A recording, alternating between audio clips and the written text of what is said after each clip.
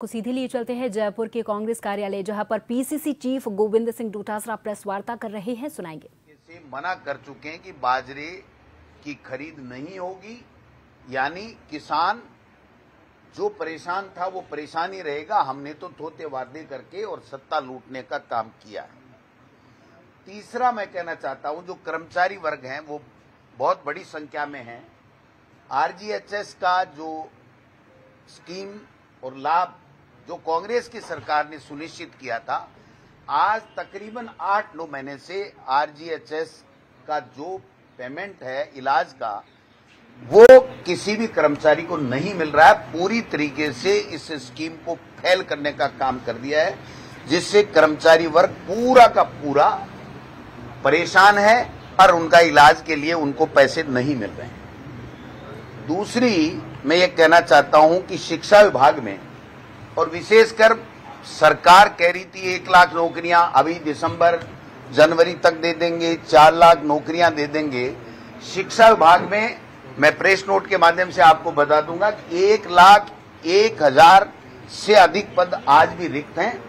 और 2021-22 के बाद में, जब से मैंने छोड़ा था उसके बाद से आखिरी के 2 साल में हम भी नहीं कर पाए, और अब 12 महीने से किसी भी वर्ग की पदोन्नति नहीं हो रही है, डीपीसी नहीं हो रही है।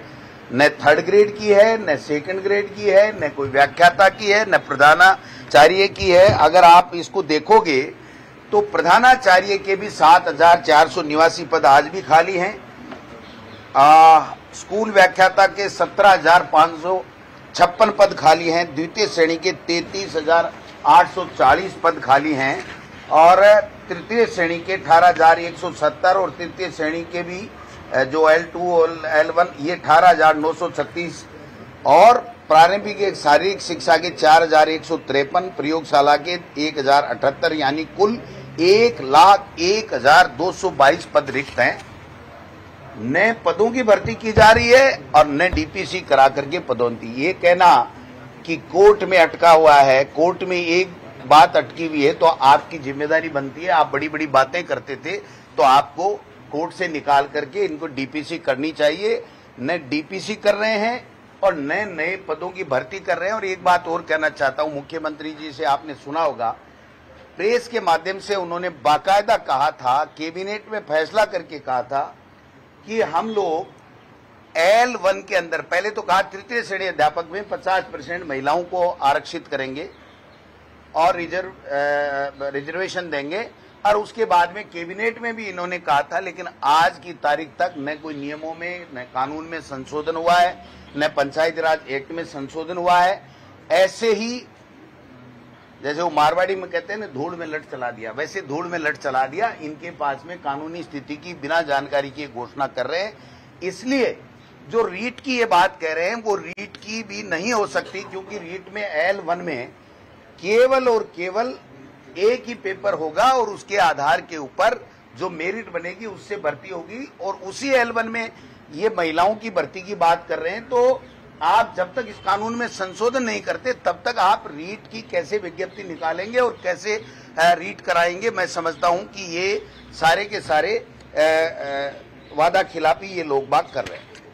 एक मैं कहना चाहता हूं कि सफाई कर्मचारियों कि हमने विज्ञप्ति निकाली थी, हमने भर्ती कर रहे थे, इन्होंने भी इसको आगे बढ़ाने की बात की। लेकिन आज जो नियम बनाए हैं वो इतने कड़े नियम बना दिए कि ये जो 2 दिन बाद में इनकी अंतिम लास्ट डेट है, लेकिन कोई फार्म नहीं भर पा रहा है, क्योंकि उसके खाते में किसी भी संविदा या किसी कंपनी के द्वारा खाते में पैसा जाना चाहिए, SI PF कटना चाहिए। तो ये चीजें संविदा कर्मियों के पहले से ही है, तो वो नौकरी जो ये देना चाहते हैं वो नौकरी तो पहले से है। इसलिए नए लोग, वाल्मीकि समाज के विशेषकर, जिनके लिए इन्होंने राजस्थान की विधानसभा में घोषणा की थी कि हम वाल्मीकि समाज को सफाई की भर्ती में देंगे, तो नियमों के अभाव में जो नियम है, मौजूदा नियम, उसके कारण से ये सफाई कर्मचारियों की भर्ती भी ये नहीं कर पा रहे हैं। ये थोती घोषणा इनकी निकली है। एक बात और मैं कहना चाहता हूं कि एनम के लिए नियुक्ति पत्र बांट दिए थे, कि आपका सिलेक्शन पत्र बांट दिया और उसको नौकरी बता दी थी। आज वो पद स्थापन के लिए दर दर की ठोकरें खा रही हैं। तो ऐसे 1 लाख की संख्या अगर इनको पूर्ति करनी है तो एक अलग बात है, लेकिन वो नहीं कर पा रहे हैं। एक मुख्यमंत्री जी को एक चस्का लगा है। वो चस्का क्या लगा है? जो हमने कोरोना में मजबूरी के कारण से वर्चुअल जो किए थे हमारी सरकार के समय उद्घाटन और शिलान्यास, अब मुख्यमंत्री जी सभी जगह से ये मंगवा रहे हैं कि कौन कौन से काम हो गए, कौन से का शिलान्यास करना है, कौन से का उद्घाटन करना है।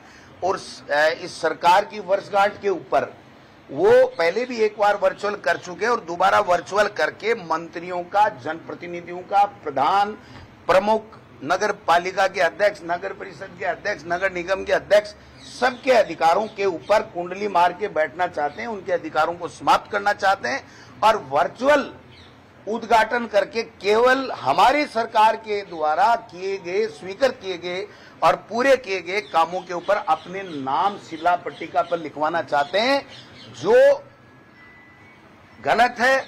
हम लोग इसकी निंदा करते हैं, हम लोग इसकी जो है पुरजोर तरीके में विरोध करते हैं कि बड़े काम जो मुख्यमंत्री के लेवल में हो, बजट की कोई घोषणा में हो, वो अगर कार्य अगर मुख्यमंत्री जी करें और वो जाकर के वहां फील्ड में करें तो उसका एक मैसेज जाता है। लेकिन अगर हमने कोई पीएचसी कराई, सब सेंटर कराया, स्कूल का कमरा कराया और छोटे छोटे जो काम कराए, जो एमएलए अपने क्षेत्र में जाकर के इस बहाने लोगों के बीच में जाता है, उद्घाटन करता है, शिलान्यास करता है, फिर वहां पर घोषणाएं भी लोगों की आती हैं, उसके ऊपर ये उनके अधिकारों के ऊपर कुठाराघात करने का काम कर। फिर ये मंत्री जब जिलों में जाएंगे तो क्या करेंगे? चाय बिस्कुट करके कलेक्टर के आ जाएंगे तो फिर फील्ड में किस मुंह से जाएंगे? तो इसलिए मैं ये कहना चाहता हूं, निवेदन करना चाहता हूं कि मुख्यमंत्री जी को वर्चुअल नहीं करके जो मुख्यमंत्री है वो मर्जी